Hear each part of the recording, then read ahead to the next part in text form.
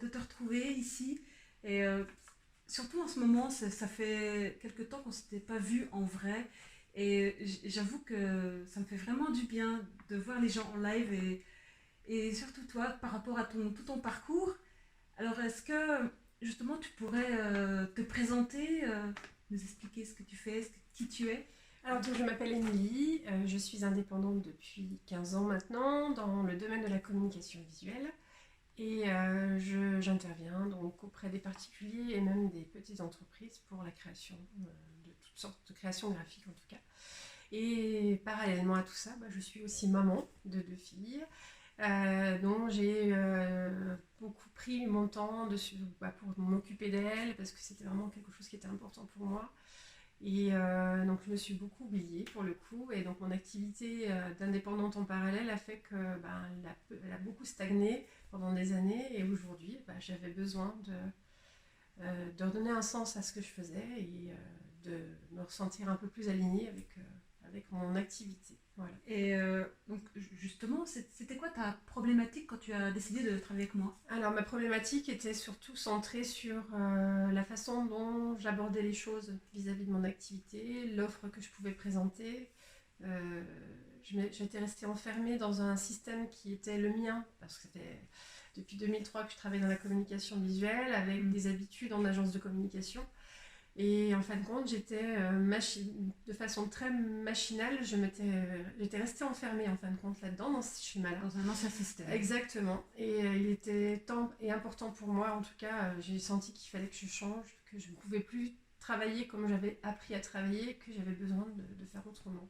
Des choses un peu plus, des choses qui me... De la façon dont, en fin de compte, ça me ressemblait beaucoup plus, en fait. Ouais. Voilà. Et on a travaillé donc plusieurs mois ensemble, parce que ça a été assez distendu, parce qu'on avait chacune des emplois du temps assez serrés. Et qu'est-ce qui s'est passé pendant tous ces mois par rapport à cet accompagnement? Du coup, ça a permis de structurer un petit peu les choses et de savoir que j'avais quelqu'un avec qui je pouvais discuter de mes craintes, etc. Ça m'a permis aussi de me donner un peu de challenge aussi par rapport à ça, et de me dire, sans dire que je te devais des comptes, mais l'idée de se dire que voilà, il y avait des choses, ça m'obligeait un petit peu à prendre du temps pour moi aussi, à me concentrer un petit peu sur mon activité et pas être le nez dans le guidon constamment. Ouais. Donc voilà, c'est ça. C'est comme si je t'avais permis une sorte de prise de recul. Exactement, avoir un peu plus de hauteur par rapport à mon activité, voir ce qui me convenait encore, à ce qui ne me convenait plus, etc. Qu'est-ce que, là maintenant qu'on vient de terminer cet accompagnement, qu'est-ce que tu penses que ça t'a apporté au final par rapport à ton activité, vu que ça fait quand même 18 ans que tu es dans le métier? Est-ce que tu sens qu'il y a un changement aujourd'hui? Est-ce que tu te présentes de la même façon? Est-ce que tu vas aborder les choses de la même façon maintenant? Alors non, je ne vais plus du tout aborder les choses de la même façon. Jusqu'à maintenant, on me présentait comme étant une graphiste, ce qui n'est plus du tout le cas aujourd'hui. Ça fait bien longtemps que le graphisme est devenu plutôt un outil de travail qu'une finalité en soi. Et que mes clients, c'est plutôt dans l'accompagnement vers justement la création de leur outil de communication que j'ai décidé de mettre en avant. Et grâce à mon savoir-faire en graphisme, du coup, ça peut se concrétiser. Donc voilà, donc là, on est plutôt dans une démarche de direction artistique, direction de création, plutôt que dans une démarche de création pure, de graphisme et autres. Il y a toute une démarche d'accompagnement, de conseil et de formation. Et par rapport à ce que tu m'as dit, par rapport à tes nouveaux clients que tu as depuis ces derniers temps, est-ce que tu as ressenti vraiment ce qui te différenciait par rapport à la concurrence? Est-ce qu'on peut même dire que tu as encore de la concurrence? Il y aura toujours de la concurrence, mais pour le coup, qui ne présente pas, qui ne propose pas un service comme le mien, parce que j'aborde pas du tout la communication visuelle, on va dire de manière standard et conforme, à ce qu'on peut voir sur internet ou autre.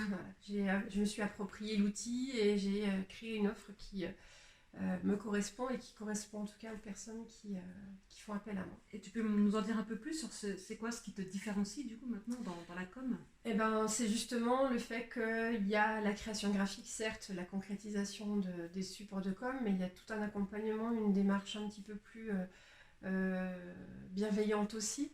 La personne s'approprie sa communication, l'incarne, on y passe du temps, parce que voilà, l'objectif c'est qu'eux-mêmes puissent être fiers de ce qu'ils présentent et être fiers de ce qu'ils mettent en avant pour se vendre en tout cas.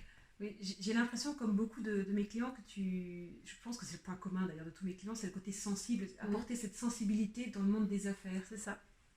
Apporter un peu de sensibilité, de bienveillance, on a le droit de... La communication visuelle, on en voit partout. Ça fait partie de notre quotidien.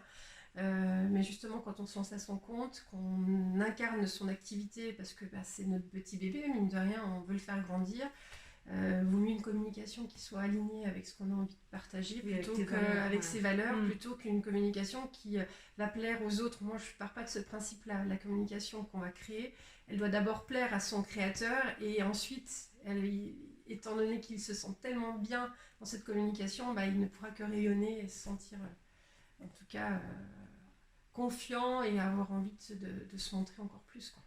D'accord. Et au niveau perso, est-ce que ça t'a apporté une transformation, des changements? Qu'est-ce que ça a apporté?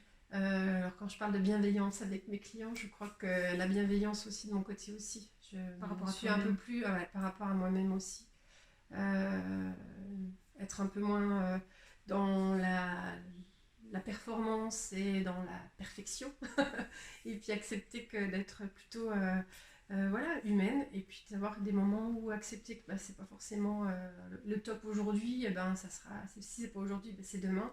Accepter que exactement, beaucoup plus, être attentive un peu plus à moi, ça c'est sûr.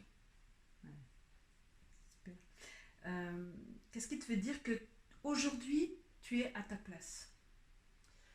La facilité dont je parle de ce que je fais. Avant, je cherchais beaucoup mes mots, j'arrivais pas à me présenter, je savais pas trop le fameux pitch que tout le monde attend.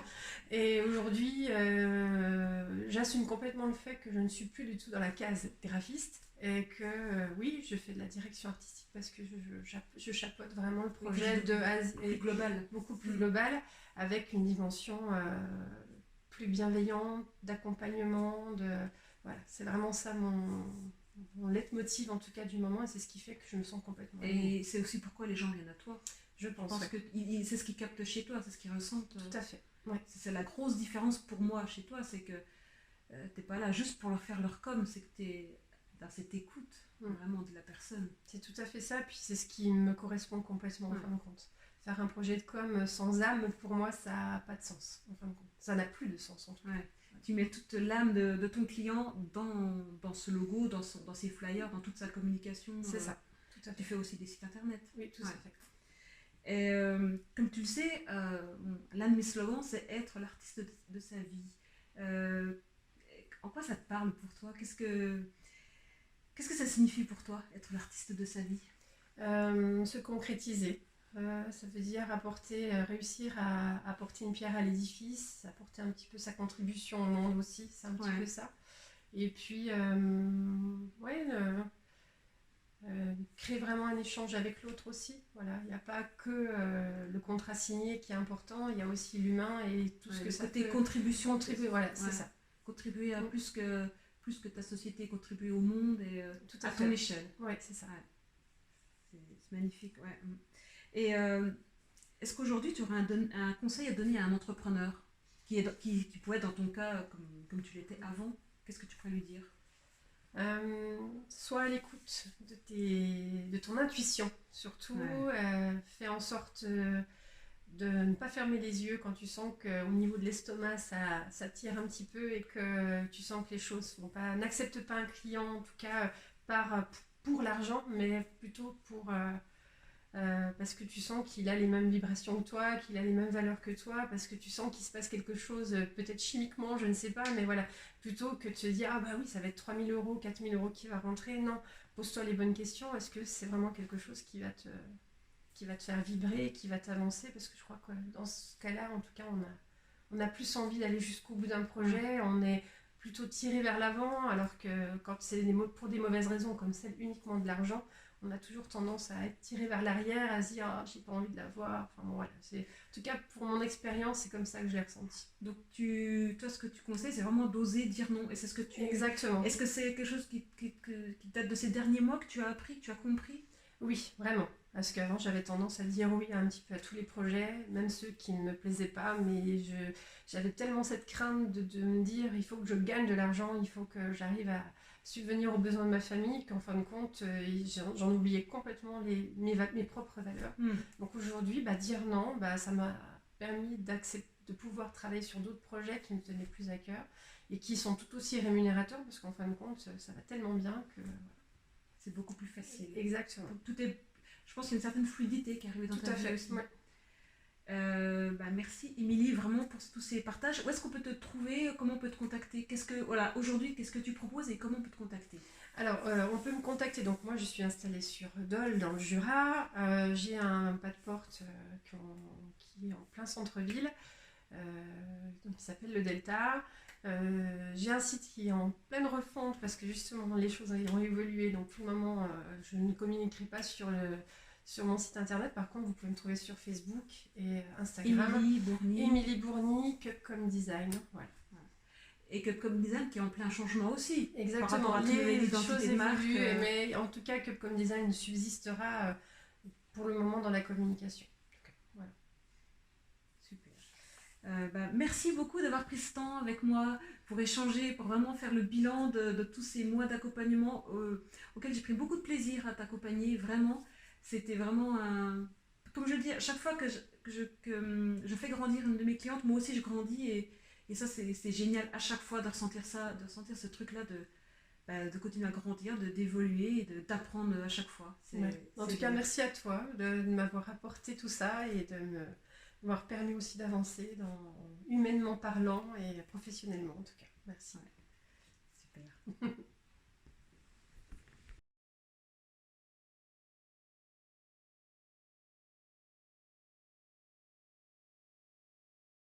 Surtout, fais en sorte de ne pas fermer les yeux quand tu sens qu'au niveau de l'estomac ça tire un petit peu et que tu sens que les choses vont pas. N'accepte pas un client en tout cas pour l'argent, mais plutôt parce que tu sens qu'il a les mêmes vibrations que toi, qu'il a les mêmes valeurs que toi, parce que tu sens qu'il se passe quelque chose, peut-être chimiquement, je ne sais pas, mais voilà, plutôt que de te dire ah bah oui, ça va être 3 000 euros, 4 000 euros qui va rentrer. Non, pose-toi les bonnes questions. Est-ce que c'est vraiment quelque chose qui va te faire vibrer, qui va t'avancer? Parce que je crois que dans ce cas-là, en tout cas, on a plus envie d'aller jusqu'au bout d'un projet, on est plutôt tiré vers l'avant, alors que quand c'est pour des mauvaises raisons, comme celle uniquement de l'argent, on a toujours tendance à être tiré vers l'arrière, à se dire ah, j'ai pas envie de l'avoir. Enfin bon, voilà. En tout cas, pour mon expérience, c'est comme ça que je l'ai ressenti. Donc toi, ce que tu conseilles, c'est vraiment d'oser dire non. Et c'est ce que tu... Exactement. Est-ce que c'est quelque chose qui date de ces derniers mois que tu as appris, que tu as compris?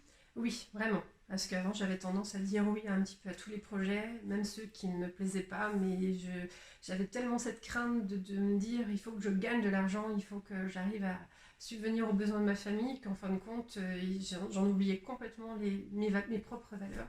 Donc aujourd'hui, dire non, ça m'a permis de pouvoir travailler sur d'autres projets qui me tenaient plus à cœur et qui sont tout aussi rémunérateurs, parce qu'en fin de compte, ça va tellement bien que... C'est beaucoup plus facile. Exactement. Je pense qu'il y a une certaine fluidité qui arrive dans ta vie aussi. Ouais. Merci Émilie vraiment pour tous ces partages. Où est-ce qu'on peut te trouver? Comment on peut te contacter? Aujourd'hui, qu'est-ce que tu proposes et comment on peut te contacter? Alors, on peut me contacter. Donc moi, je suis installée sur Dole, dans le Jura. J'ai un pas de porte qui est en plein centre-ville, qui s'appelle le Delta. J'ai un site qui est en pleine refonte parce que justement les choses ont évolué. Donc pour le moment, je ne communiquerai pas sur mon site internet. Par contre, vous pouvez me trouver sur Facebook et Instagram. Émilie Bourny, Cupcom Design. Voilà. Et Cupcom Design qui est en plein changement aussi. Exactement, par rapport à les choses évoluent, mais en tout cas Cupcom Design subsistera pour le moment dans la communication. Voilà. Super.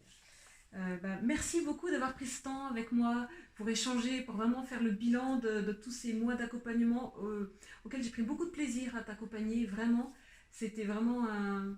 Comme je le dis, à chaque fois que je fais grandir une de mes clientes, moi aussi je grandis et ça c'est génial à chaque fois de ressentir ça, de ressentir ce truc-là de continuer à grandir, d'évoluer et d'apprendre à chaque fois.